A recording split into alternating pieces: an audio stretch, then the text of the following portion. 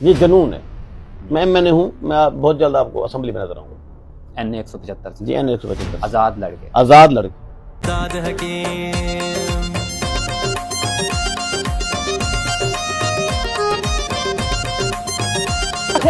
मैं वक्त मुखातिब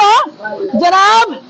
लूहे पार दे दूं तो जमाने दे विच पाकिस्तान को बदनाम किया है और हरामिया तू मुजफ्फरगढ़ दी सीट देते आंदा पई अच्छा मालिक कह नहीं जेड़े धोप ने ते काम कीते थे तो शुजाबाद च उठी के दलिया तू आंदा पे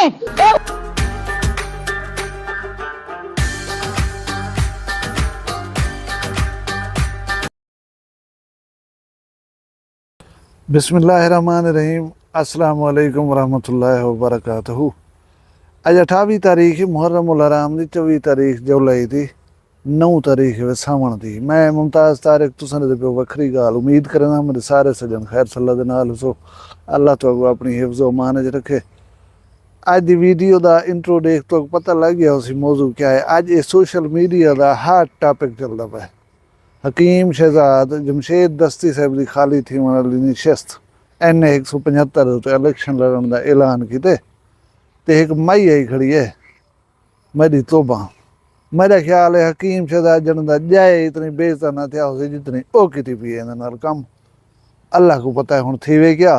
इंदे उत्ते गाल करे सूँ। दूजी गाल ये एक दो खबर ब्याह भी हैं दिलचस्प हैं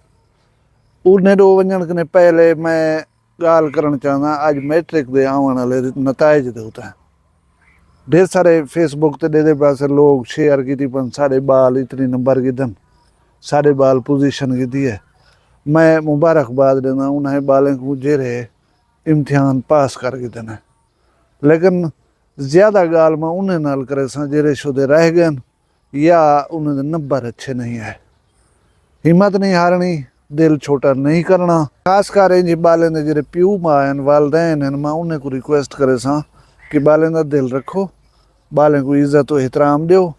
कोई गाल नहीं जे वो ई दफ़ा एक इम्तिहान पास नहीं कर सके या तो मर्जी का नतीजा नहीं गिन के है कोई गाल नहीं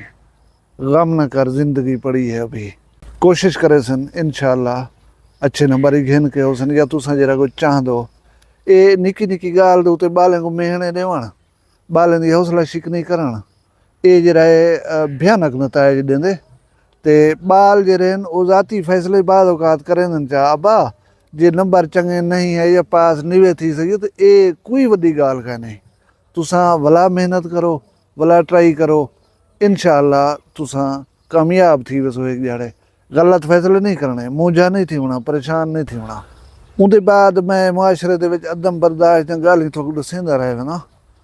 बहुत सारी अदम बर्दाश्त थी गई है। आरिफ अल्लाह दा एक इलाका कबूला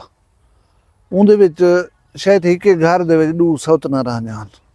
TV ला था घर दे विच हुंदे उत्ते ड्रामा देखना है वो आदि ये ड्रामा देखूँ वो आदि ये ड्रामा देखूँ मेरी पसंद वाला ड्रामा ला तू ये ड्रामा ना ला यही झेड़े दे विच सौतना जरिया भिड़ पन एक सौतन दूजी को दिग्गे मार मार कर मार रखे हुण ड्रामा दिखी गया मतलब थोड़ा जहाँ बर्दाश्त वाला मादा अपने अंदर पैदा करे हर कोई ये मसले मसाइल मुश्किल ये जवाज नहीं कहीं दी जान गिन गिनन दे या इंजे कदम उठावन दे ड्रामा हा वो पहले देख गिने तो बाद च देखिया या न डिठा हूँ जड़े ड्रामा तो कोई ये जरा इशू कहना एक बंदे को मार सटे हुण इन्हें भोग अलहदे भुगे सो अल्लाह दी बारगाह जवाब दे अलहदा थी सो CCD के मुतालिक दोस्त आदे रहे वन के ई थी सी ऊँ थी सी मैंने दे हम एक FIR ही न तो कट्टी पी है कहीं बंदे को चाहते ने वाला कहीं जिम्मेदार दे डेरे दे उते वञ बिलाए ने इतनी पैसे ॾियो चा छोड़ ॾिनूं न निसे छुड़ंदे ना त थिया खड़े बाहरी लोग छो ते परेशान थी वेंदा ने जिले सॾनि ते पैसे ॾिते न लोग पैसे ॾे करे अपना बंदा जरा गाटा छुड़वाए ने हूंदी FIR थी पई उन्होंने उत्ते अच्छी गाल है इकदामात उठाने चाहिए एक गंद फैलना नहीं चाहिए। अगर कोई एहलकार रिश्वत गिंदे या नाजायज़ कहीं को तंग करें तो उनकी बाज पुरस ज़रूर होनी चाहिए। मैं को ये देखते खुशी थी है कि रायवेंट थाने के 3 एहलकार जिन्हें उत्ते इल्ज़ाम है कि इन्हें बन्ने को डरावे दी तन CCD का ना घिनते तो नली चकरे सूँ उन्हें कने रिश्वत तलब की थी ने उन्हें रिश्वत नहीं दी ते कंप्लेंट जी दर्ज करते हैं वो 3 जरे एहलकार थाना रायवेंट के गिरफ्तार थी गए अच्छी गाल इवें नाल दा नाल इन चीज़ें को संभाली उस तो बहुत कुछ ठीक थी वैसी ज्यादती कहीं नाल नहीं थी होनी चाहिए हुण जदों मुजफ्फरगढ़ वाली गाल वाले पासे मुजफ्फरगढ़ दी सीट है NA 175 वो खाली थी है जमशेद दस्ती साहब दे नाअहल थे नाल हुण जमशेद दस्ती साहब सुने से अपनी बेगम या आप जिमनी इलेक्शन दे विच हिस्सा गिंदा पे मार इरशाद सियाल साहब ही उम्मीदवार हैं ते एक मुजफ्फरगढ़ दी एडवोकेट हैं वकील साहब हैं गुलशन सुल्ताना थहीम वही उम्मीदवार हैं ते साडा यार तुहाडा यार सब दा यार वो हकीम शहजाद वही उम्मीदवार बन गए ही इलेक्शन दे विच वही अखबारें शखबारें पीसां दित्ती पे ते कागजात नामजदगी भी जमा करवा गए। मैं अर्ज ये करा कि मुजफ्फरगढ़ वाले को यार पता नहीं क्या इशू है हुण जमशेद दस्ती भी असां ॾिठा उनकी ज़बान ही आउट ऑफ कंट्रोल है ते मेरे ख्याल है नतीजे ही हूँ भुगते ना होते उनके बाद अपने आप को आदि नून लीगी वर्कर मैं शेर नाल चाहती होती है ऊँ जी वीडियो बना कर सोशल मीडिया पर लाई है यकीन करो मैं इतना चला नहीं सकता इतनी बदजुबानी इतनी ऐसे गंदे गंदे अल्फाज कि मैं तो कहता वीडियो इतना चला नहीं सकते मैं एक छोटा जहा टोटा इवें समझो कोई एडिट शेडिट कर कराई जरा दिखाल सकदा वो तो दिख लेना इहदे विच ही कोई कमी बेशी हो तो मैं एडवांस माजरत मंगदा ये खातून को दे गिनो सा। मैं लोहा पहाड़ तुझे बता रही हूँ अभी मैंने तुझे वीडियो देखी है तूने अपनी टाइमिंग बताई है कि तू इतने घंटे पे किधर होगा इतने घंटे पे किधर होगा मैंने तुझे सुबह वार्निंग दी है तूने समझा कि एवं टट्टू टेरी हो रहा था बात कर रही है कुत्ते का बच्चा तो मुजफ्फरगढ़ वालों को बुला रहा है तुझे इस्तकबाल करें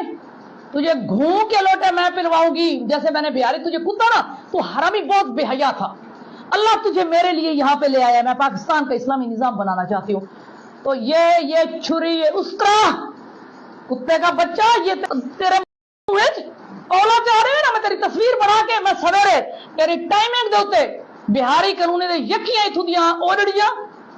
यकियां गश्तियां लेके एक टंड के नाल तेरी हड्डी पसली है कर तेन घूं दे लोटे ना पिलाए ना तो मेरा ना गुलशन सुल्ताना कहनी कुत्ता इस इलेक्शन है अंसर आफ्ताब तेरी शर्म नहीं आती मर रहे अंगे है कि जेल कुत्ता जगड़े से मरे कोई पढ़ी लिखी चीज के ना कोई बाकिरदार शख्स के ना अल्लाह नत पवी अल्लाह भावे ओ अंसर आफ्ताब लाखों लानत जमदी रात पे डिठे वे हुण मुजफ्फरगढ़ साडा सरेकी दा खिता है असां इवें समझो उठा ओदे वासी थी वनूं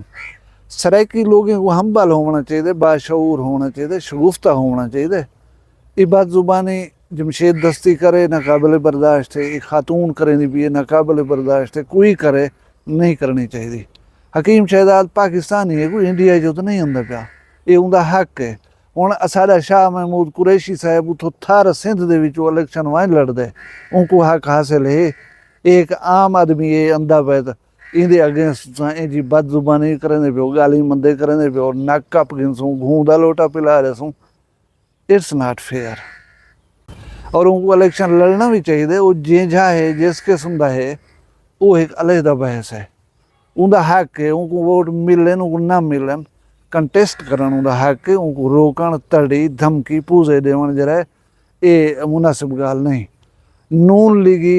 अपने आप को ज़्यादा हम्बल समझे ना अगर ये तुम्हारी यह उम्मीदवार है तो पीछे तुहाडा ही पता लग गया था इस किस्म के उम्मीदवार जरे मैदान सटे सो हुण मैं जरा कुछ आखां साडे मुजफ्फरगढ़ के खास कर सरेकी वसेब दे जाते सुझाते शायर हैं असगर गुरमानी साहब तुम जानते हो सो उन्हें एक तबसरा फेसबुक के उत्ते लगा पिया मैं वो पढ़न मैनू अंत दिखालन जरूरी समझना सुन गिनो बस हूँ को मेरा ही तबसरा समझ गिनो असगर गुरमानी साहब रोल गए साडा हल्का एक उम्मीदवार लूहा पाड़न का पे दूजी एक मई जी कशा बी पाड़न के चक्कर च हुणे उनकी एक वीडियो डिठी मी ढेर सारे मंदे कढ़न सी ते मंदियों के दरम्यान फरमाए सी जो मैं इस्लामी निज़ाम घिनते हो सा कमीने कमीने मंदे ते धमके ने बाद छेकड़ते आखे सी वमा अलैना इल्लल बलाग